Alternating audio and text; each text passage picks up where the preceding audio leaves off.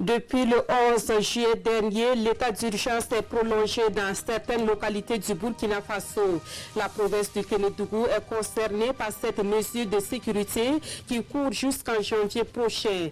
Comment les habitants de cette province vivent-ils cette mesure de sécurité? Élément de réponse à suivre dans cette édition. Il y a un peu moins d'un an, le gouvernement lançait une opération de retrait des enfants de la rue. Aujourd'hui, le bilan est jugé satisfaisant avec 2000 enfants effectivement retirés de la rue. Certains de ces enfants ont même réussi à des examens scolaires. Dans ce journal, vous aurez le bilan complet de l'opération. À l'étranger, un candidat de consensus est recherché pour la direction du Fonds monétaire international. Plusieurs pays européens et le Canada ont déjà dévoilé les noms de leurs candidats. Des noms que nous vous proposons de découvrir en fin de journal. Mesdames, Messieurs, bonsoir. Merci de nous suivre. Pour commencer, sachez que le 12 août prochain, la communauté internationale va commémorer les 70 ans des conventions de Genève. Le Burkina Faso anticipe en organisant l'événement ce 20 juillet à Ouagadougou. Les conventions de Genève sont un ensemble de traités du droit international humanitaire visant à protéger les civils lors des conflits armés. Amadou Ilboudo et Oumou Sissi. Le Burkina commémore les 70 ans des conventions de Genève. Ces traités internationaux dans le domaine du droit international humanitaire dictent les règles de conduite à adopter en période de conflits armés. 70 ans après, quel est le bilan des conventions de Genève en Afrique francophone pour plus de protection de toutes les victimes des conflits armés est le thème central de cette commémoration. Malgré les violations massives du droit international humanitaire que vous pouvez constater par-ci et par-là, les États africains appliquent le DIH, d'autant plus qu'ils sont partis aux conventions de Genève. Ils participent aux différentes conférences internationales en matière du DIH. Ils essayent de faire ce qu'ils peuvent pour pouvoir respecter le DIH, même si nous estimons qu'il faut renforcer leurs capacités. Des pays africains qui, en plus d'être confrontés aux conflits armés, doivent faire face à d'autres formes de violence. Il y a le terrorisme. Il y a les viols systématiques qui sont utilisés comme armes ou stratégie. Et également l'enrôlement des enfants dans les conflits armés. Les populations qui sont protégées par ces droits-là voient de plus en plus la non-effectivité de ces droits. Des violations de droits humanitaires qui entraînent des déplacements internes et externes des populations, engendrant des crises humanitaires. Lui a consacré sa vie à défendre justement les droits humains à travers notamment son engagement contre l'apartheid en Afrique du Sud. Nous parlons ici de Nelson Mandela, dont l'engagement lui vaut une journée commémorée le 18 juillet de chaque année. Cette année, le Mandela Day a été commémoré à Bobo-Dioulasso autour d'un thème qui pose la problématique du genre en milieu carcéral. Martin Zerbo et Amadou Lougué. Nelson Mandela Day, ou la journée internationale Nelson Mandela, commémorée au Burkina Faso, et c'est la maison d'arrêt et de correction de Bobo-Dioulasso qui abrite les festivités. Il faut dire que dans l'ensemble, la situation est acceptable.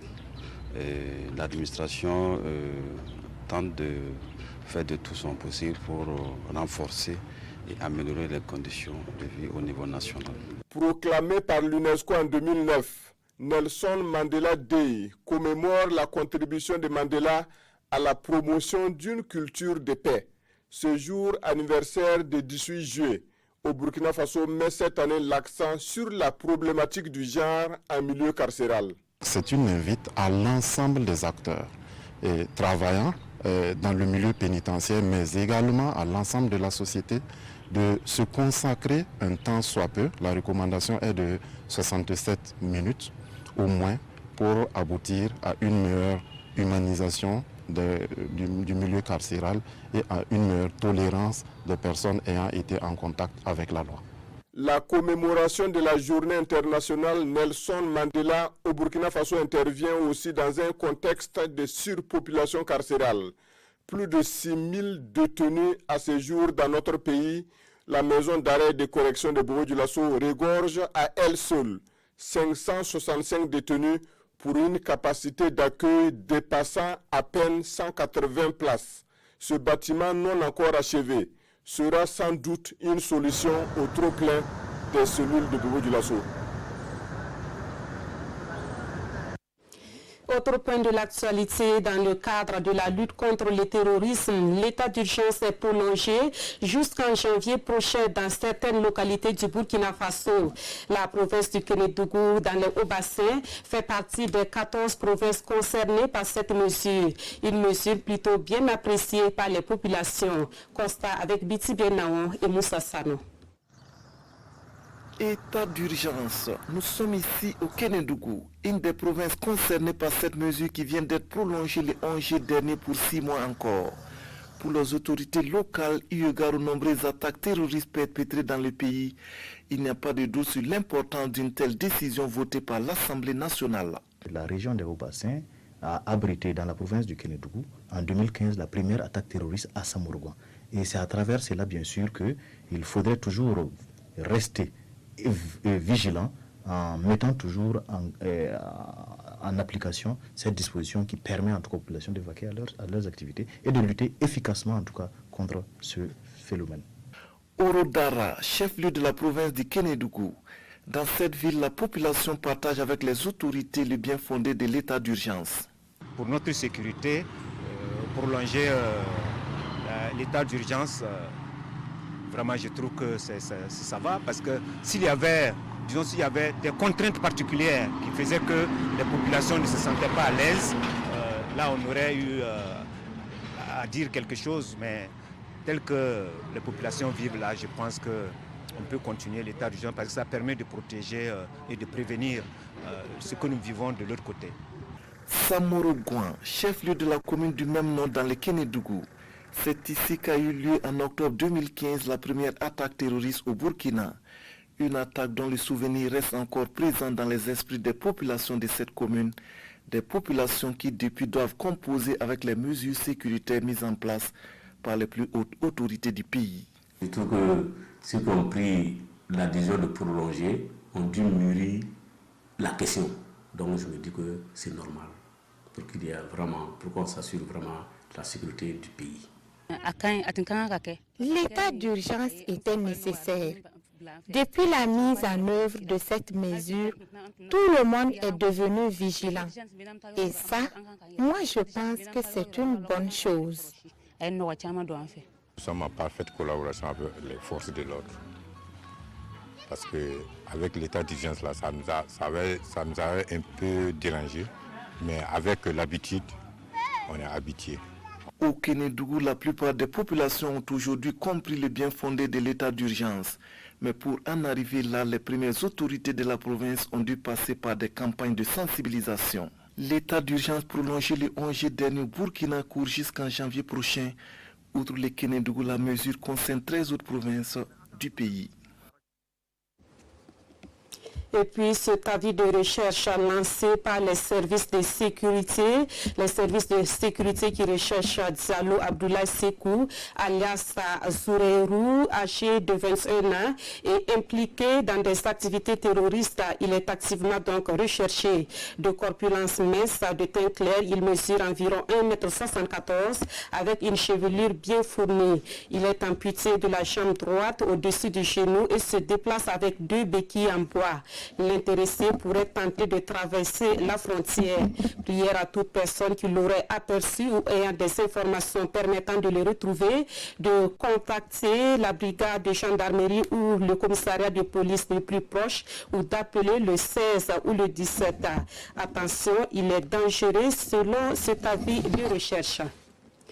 Contre l'insécurité, mais également contre la corruption, les populations sont régulièrement appelées à collaborer avec les forces de défense et de sécurité.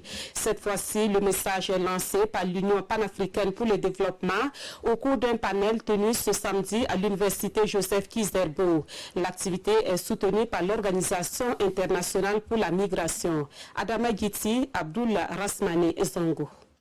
Une seule problématique taraude de l'esprit remue les méninges de ces universitaires et panélistes.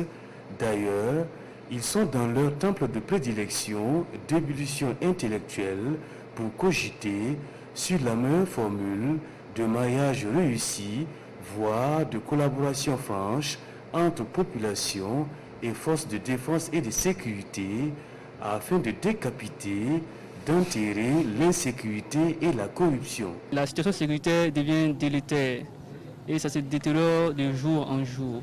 Elle est inquiétante.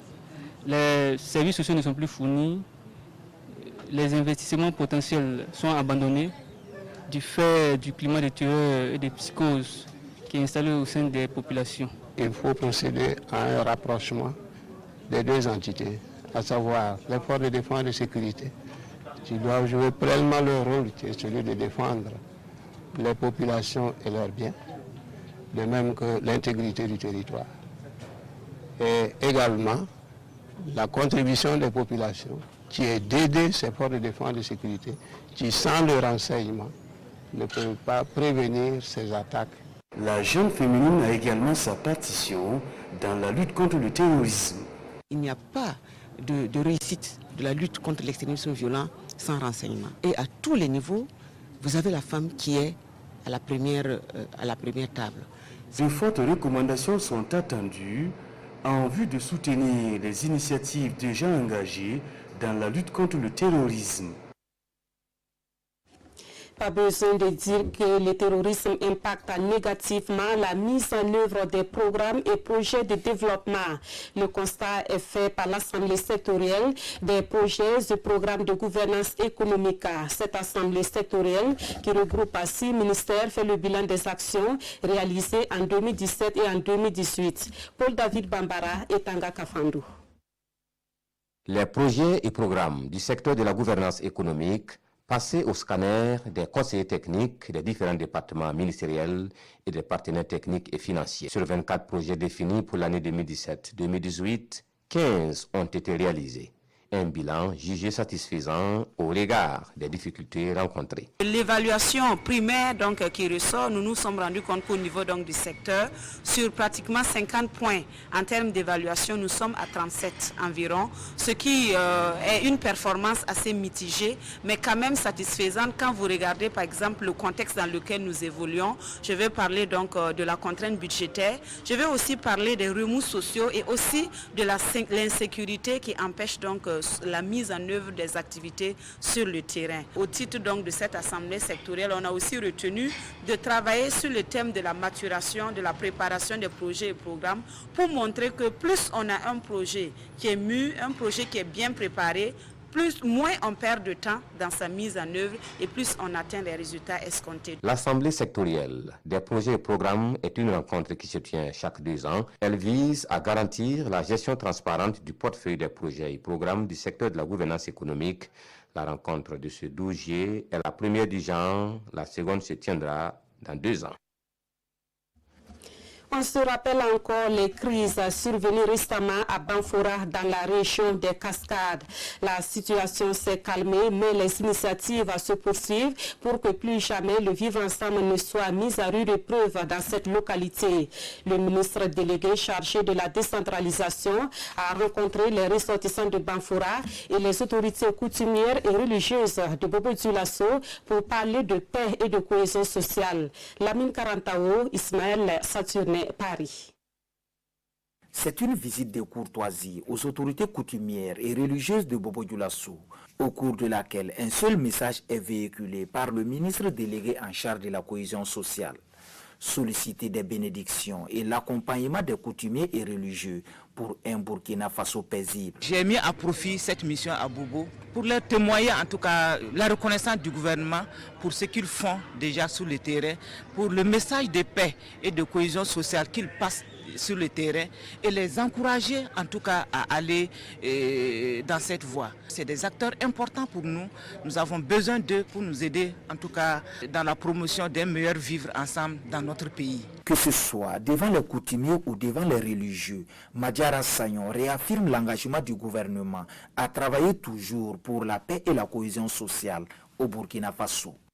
Elle ajoute cependant que tout un chacun a un rôle important à jouer dans l'atteinte de cet objectif commun. À présent, un mot sur l'actualité des partis politiques avec l'Union pour le progrès et le changement qui forme certains de ses responsables sur le management et l'animation. Ce qui est recherché ici, c'est l'efficacité sur le terrain, surtout lors des élections présidentielles de 2020. La formation des responsables de l'UPC a débuté ce samedi à Ouagadougou. Césaire Carrefour et Olopoda. C'est une séance de mise à niveau des cadres de l'Union pour le progrès et le changement. Une session de formation sur les techniques de management et d'animation au profit des premiers responsables des secrétariats nationaux et des vice-présidences. De nouveaux postes créés lors du dernier congrès du parti. Et la connaissance des textes d'application sur la gouvernance du parti est un impératif pour éviter des dysfonctionnements au sein de ces instances, mais surtout faire émerger la vision politique de l'UPC. Au sortir du congrès de juillet dernier, nous avons restructuré le parti. Donc il fallait que les premiers responsables du parti comprennent le fonctionnement de ces différentes restructurations et surtout les secrétariats nationaux que nous avons mis en place. Il fallait que on ait une meilleure compréhension des textes et également du fonctionnement de ces secrétariats. Il fallait nécessairement également que les vice-présidents appréhendent et comprennent mieux leurs fonctions pour une efficacité et une efficience dans la mise en œuvre du projet de société de notre parti. Une logique pour préparer la bataille de 2020, car pour l'UPC, se présenter à des élections, c'est le faire pour promouvoir sa vision, celle de construire une société de démocratie basée sur la bonne gouvernance et l'équité. Actualité dans le milieu agricole. Un nouveau projet se donne pour objectif d'accompagner 15 000 producteurs de maïs et de niébé dans les hauts bassins et les cascades. Ces producteurs bénéficieront d'une assistance technique et financière dans la production, la conservation et l'écoulement des récoltes. Le projet lancé hier à Ouagadougou est financé par l'AGRA, l'Alliance pour la Révolution verte en Afrique. On en sait plus avec Draman Guédé. Ils l'ont appelé projet développement des chaînes de valeur maïs et niébé intégré au système financier durable et au marché industriel. Il consiste à repérer des producteurs qui seront assistés techniquement dans la production avec des crédits financiers, dotés d'équipements de conservation à la récolte et placés sur le marché structuré pour l'écoulement. L'aspect opérationnel du projet est conduit par le bureau ICDE qui compte toucher plus de 15 000 producteurs de maïs et de niébé en 3 ans. Nous comptons travailler principalement avec 6 OP. L'Union des producteurs agricoles de Oué, Komoué, Tui, Kénédougou et Léraba. En plus de ces 5 UPPA, nous comptons travailler aussi avec l'Union nationale des producteurs de coton de Burkina. Il y a 2 modèles de produits financiers qui seront développés. Un modèle qui sera adapté aux intrants et un modèle qui sera adapté aux équipements post-récolte. C'est l'AGRA, l'Alliance pour la Révolution verte en Afrique, le bras financier du projet. Des équipementiers sont déjà déterminés pour des équipements post-récolte avec à la clé des contrats de livraison de maïs et de niébé avec de gros transformateurs. Des consortiums qui sont en train de travailler sur les autres aspects en fait, de la chaîne de valeur et ce projet vient compléter en fait, et résoudre certains problèmes qui ont été constatés dans la mise en œuvre des projets déjà sur ces produits-là. Dans le viseur du projet, 78 000 tonnes de maïs et de niébé mis sur le marché, dont 80% respectent les normes de qualité. L'espoir du projet est qu'après les 3 ans de vie, les producteurs ciblés développent leur propre autonomie et fassent de la culture du maïs et de niébé une entreprise forte. Cet autre projet dans le domaine agricole toujours est déjà opérationnel sur le terrain. Il s'agit du PACTA, le projet d'agriculture contractuelle et transition écologique. Des représentants d'ONG nationales et internationales prennent connaissance des modalités de mise en œuvre de ce projet. La rencontre qui se tient à Ouagadougou vise aussi une meilleure participation de ces ONG aux appels à projets. Pawadrogo Chassongo et M. Solange Digma. Potentiels opérateurs de projets, ces représentants d'ONG nationales et internationales et de bureaux d'études s'imprègnent du projet d'agriculture contractuelle et transition écologique du fonds d'agriculture contractuelle ainsi que de la stratégie et des modalités de mise en œuvre des appuis. L'initiative est du consortium de bureaux d'études conduit par Sofreco en vue de susciter leur participation aux appels à projets du pacte. L'objectif, c'est de promouvoir les contrats de production entre les producteurs sous la forme de coopératives et des acheteurs qui peuvent être ou des acheteurs institutionnels comme la Sonagès ou des acheteurs privés comme des PME de transformation de produits agricoles. C'est un projet financé par le gouvernement burkinabé, l'Union européenne et l'Agence française de développement à hauteur de 23,6 milliards de francs CFA.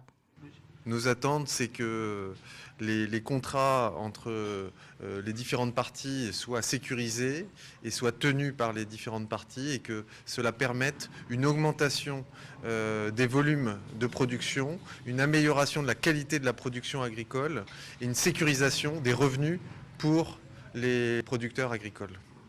Le pacte envisage la mise en œuvre de projets de production et de commercialisation contractuels. Il est donc prévu l'élaboration et le lancement de 2 appels à projets par composante dont le premier interviendra au 3e trimestre 2019.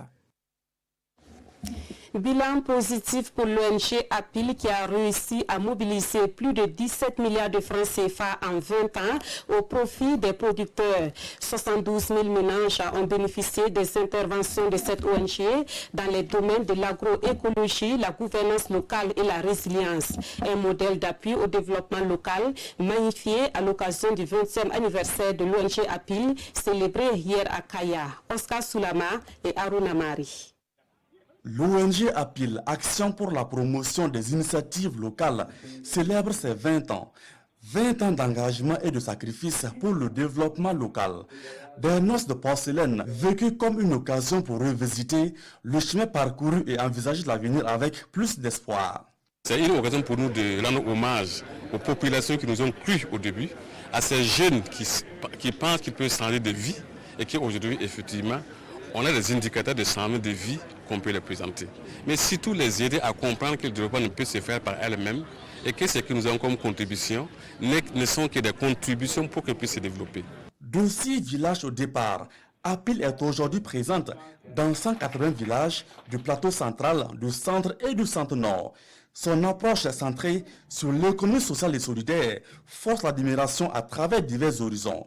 À tous les soutiens, APIL traduit sa reconnaissance. 20 ans de l'ONG APIL, c'est 20 ans au service de l'agroécologie, 20 ans au service de la gouvernance locale, du renforcement des capacités au niveau des collectivités et de la résilience des populations. Et également 20 ans au service de la lutte pour l'égalité homme-femme. Et je ne peux que saluer cela, vu qu'il y a quand même 72 000 ménages au total qui ont été appuyés depuis ces 20 dernières années au niveau de la région du plateau central, du centre et du centre-nord. Tout à fait fier d'avoir accompagné APIL depuis 2003 et qui permet en fait de soutenir les populations pour qu'elles puissent sortir de leur pauvreté et de pouvoir aussi protéger l'environnement en pratiquant l'agroécologie au niveau de leur exploitation agricole. L'ONG APIL ne compte pas s'arrêter là. Elle dispose dans son tiroir un plan stratégique pour la période 2020-2030. Avant de dérouler ce plan, elle offre 20 ans de vivres aux populations démunies du plateau central et du centre-nord.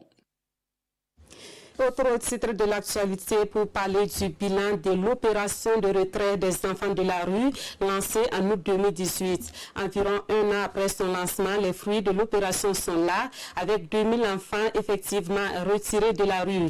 Mieux, 6 d'entre eux ont réussi à leurs examens scolaires, de quoi réjouir le gouvernement initiateur de cette opération. Rasmani Zundi et Omar Zambri.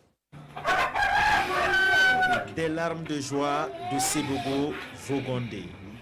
Elle qui pleurait son fils, Alexandre Kaboré, perdu. Jadis, enfant de la rue, il vient d'obtenir son BEPC, son brevet d'études de premier cycle. Pour ses parents, c'est un soulagement de savoir leur enfant en sécurité est désormais sur la bonne voie. Après son échec au BOPC, il a disparu pendant 3 mois. On était très inquiets jusqu'à ce que l'action sociale nous informe qu'il est avec eux. Nous remercions le gouvernement.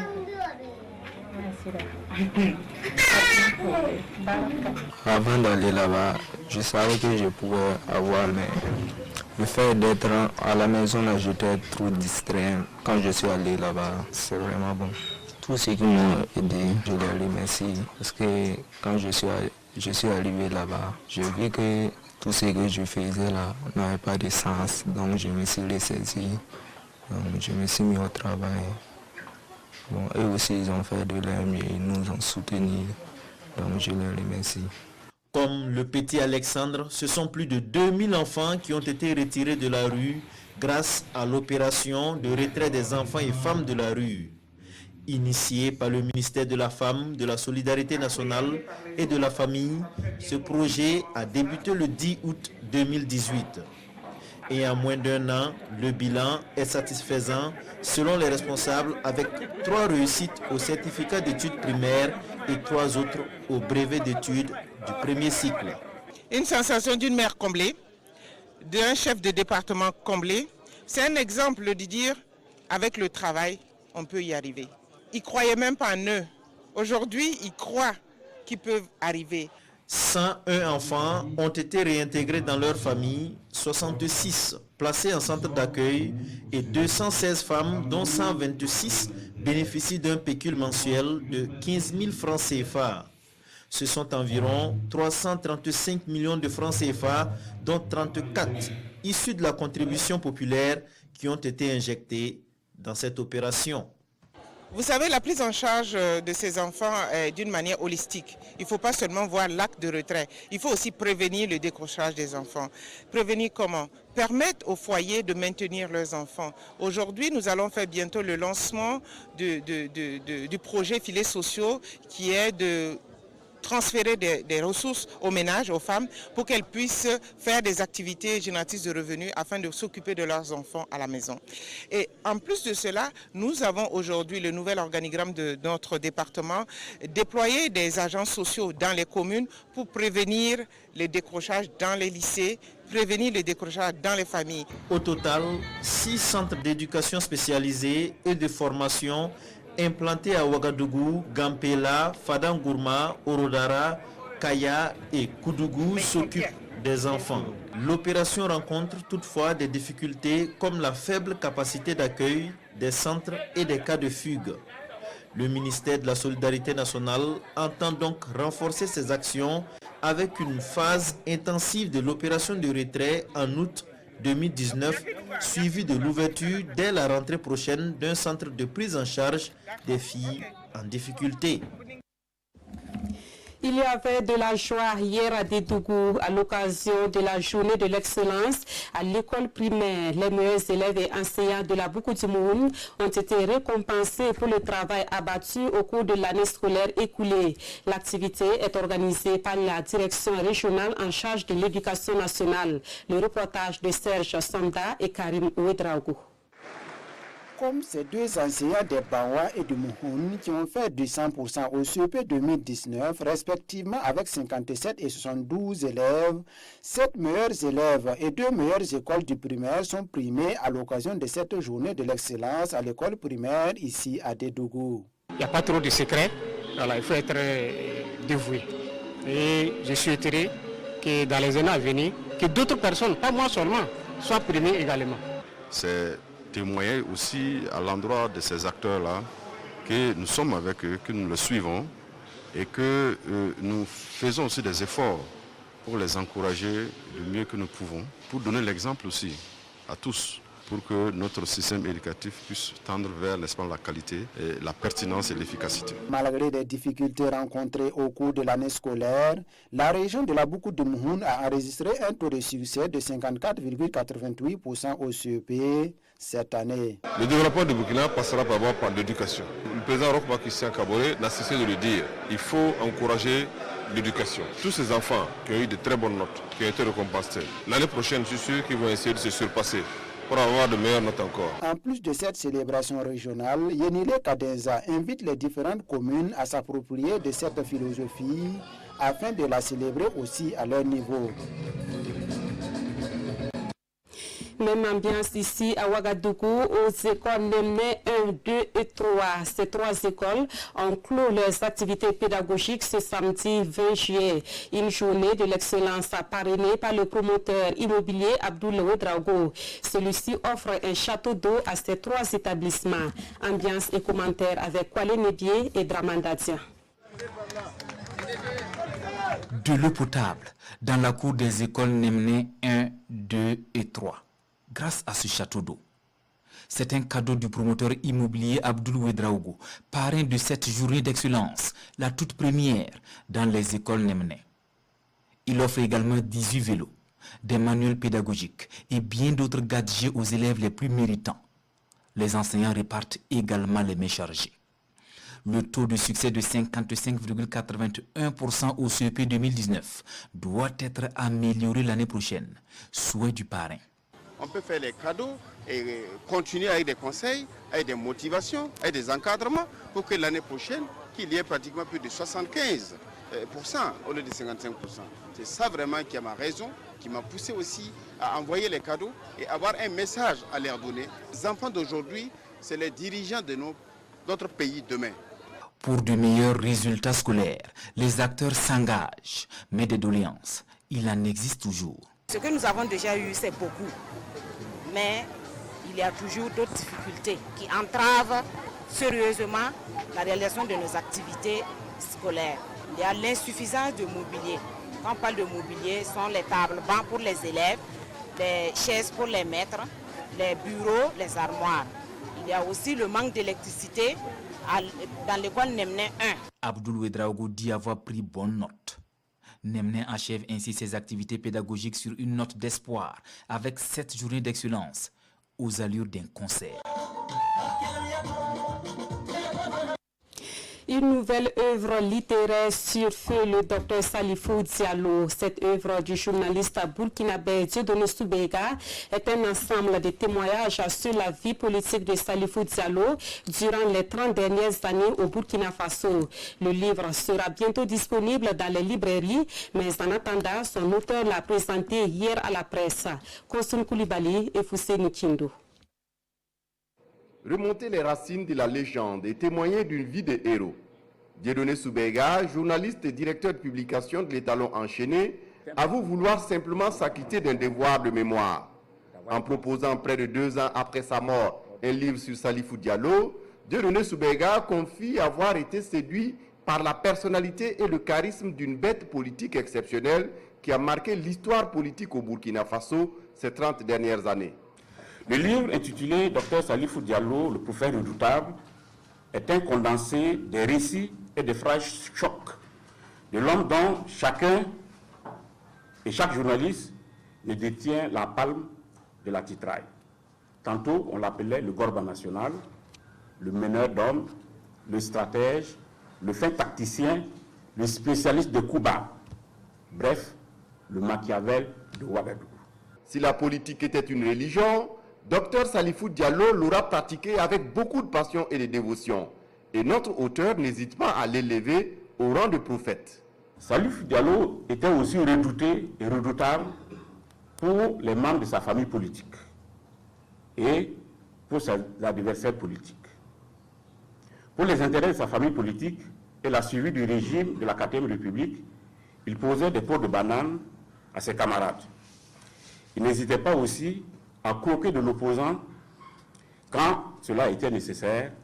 Dr Salifou Diallo, le prophète redoutable, sera disponible dès le mois d'août prochain en librairie, mais en attendant, l'auteur se sent fier d'avoir contribué à perpétuer la mémoire du civil le plus influent de l'histoire politique au Burkina Faso, du Front populaire à l'insurrection populaire d'octobre 2014. Actualité à l'international. Au Fonds monétaire international, le consensus est recherché pour la succession de Christine Lagarde. Plusieurs pays, dont la France, ont déjà dévoilé les noms de leurs candidats. Les jours à venir nous dirons celui ou celle qui fera le consensus à la tête du FMI. Il faisait jusqu'ici figure de favori, mais son seul tort serait de ne pas être assez européen. Le Canadien Mark Carney doit renoncer au fauteuil de président du FMI que s'apprête à quitter Christine Lagarde. Le nom du gouverneur de la Banque d'Angleterre ne serait plus d'actualité après le G7 qui a réuni les ministres des Finances. Historiquement, c'est un Américain qui dirige la Banque mondiale et un Européen, le FMI. Le candidat idéal doit posséder une expérience significative dans l'élaboration de politiques économiques au plus haut niveau. Reste à savoir qui sera celui ou celle qui fera consensus. Ce jeudi, le ministre français de l'économie, Bruno Le Maire, a indiqué qu'il piloterait les discussions entre les pays de l'Union. Son homologue espagnol reste en bonne place sur la liste des pressentis. Nadia Calviño Santa Maria a supervisé le budget au sein de la Commission européenne avant d'occuper ses fonctions gouvernementales. Autre candidat en lice, Mario Centeno, ministre des Finances portugais et actuel président de l'Eurogroupe, loué pour l'équilibre qu'il a su trouver entre croissance et discipline budgétaire.